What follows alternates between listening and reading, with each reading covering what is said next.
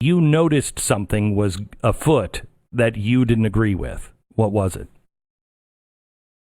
Well, I was really shocked to see that there was a planning revolution going on, and at first I thought it was just in the San Francisco Bay Area, but as I looked into it more fully, I found that it was all over the United States, and indeed it's all over the world. This is a plan to consolidate populations into dense city centers so that they can be more easily managed, controlled, and surveilled.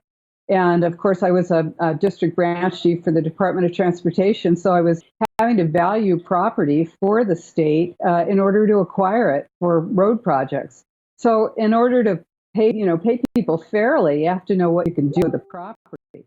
And I was finding that you couldn't just go into a planning department and know what could be done with property because zoning simply didn't matter. In fact, all the regional plans dictated that some new things were going to be required, some transit-oriented development, and who knew what that was? So it was really restrictive. And then as I got more involved, of course, we ended up suing our city to stop a huge redevelopment project. And when I looked behind that, it was at the same time that I was noting this revolution in land use. And I found United Nations Agenda 21.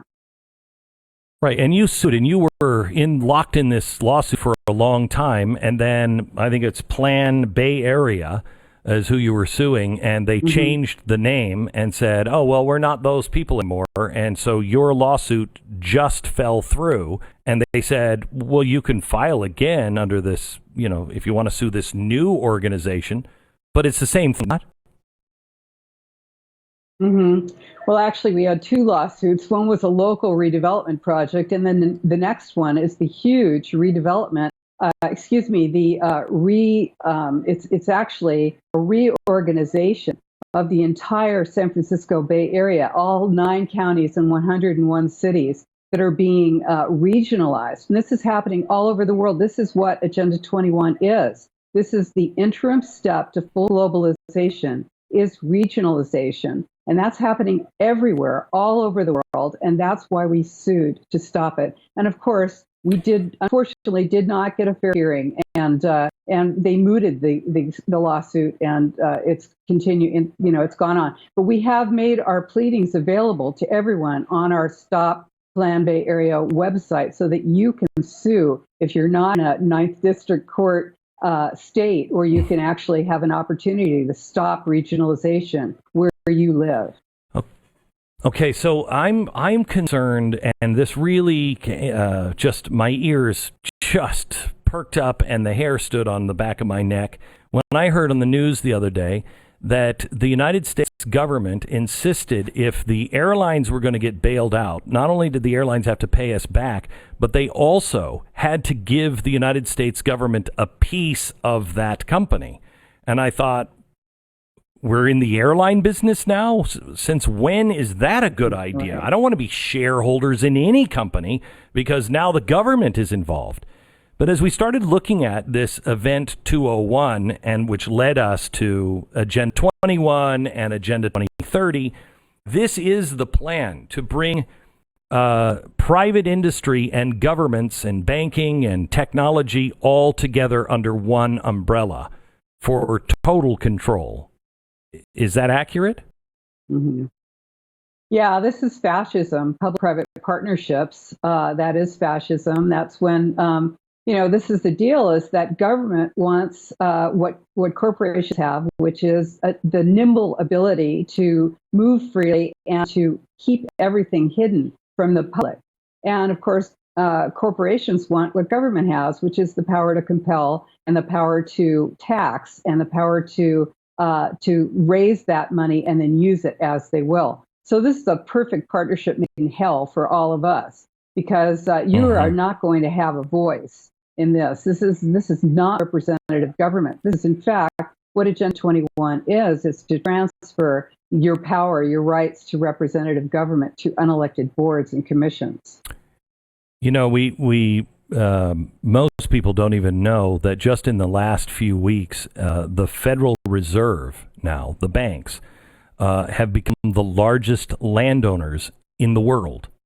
So who owns all of our houses and our land? Now the Federal Reserve does with the United States government. And I don't think some of these powers, the powers to surveil, the powers of drones, the powers to track our every move. You even say that the basic information of DNA is going to be taken from us, or that's what they would like to do during this coronavirus scare or pandemic, because the total control that they want is necessary to have all of that information, and they won't give it back. Yeah, that's right. This Agenda 21 is about transferring data, technology, and money from the developed nations into the lesser developed nations. So that's, this is what we're seeing now in this, total collapse, right? It's mainly a collapse of the developed nations. So, the surveillance element of it is totally right in there with Agenda 21. This is about, this is what SMART is. You'll see that as part of sustainable development is sustainability, monitoring, assessing, rating, and tracking. So in order to control everything, they have to know what everything is, right? So that's the way the plan works. And so in order to do this, you have to sort of standardize everything. That's what globalization is, the standardization of all systems. So they can be centrally controlled, you have to standardize them all.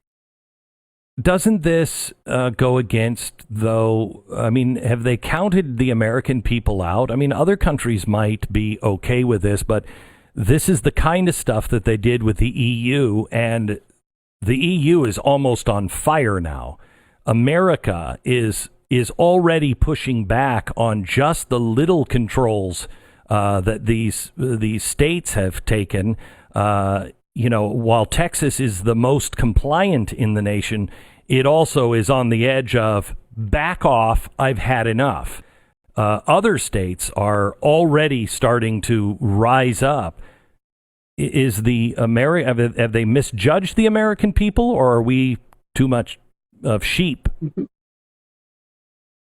Well, I certainly hope they've misjudged us, and that remains to be seen. But I think what's really important to know, Glenn, is that, with USMCA, the United States, Mexico, Canada agreement, that's economic integration of North America. And I'm not making that up. You can go and read it in there. No, I know. And this is, so this is what sustainable development is. It's not really about recycling. It's about social equity.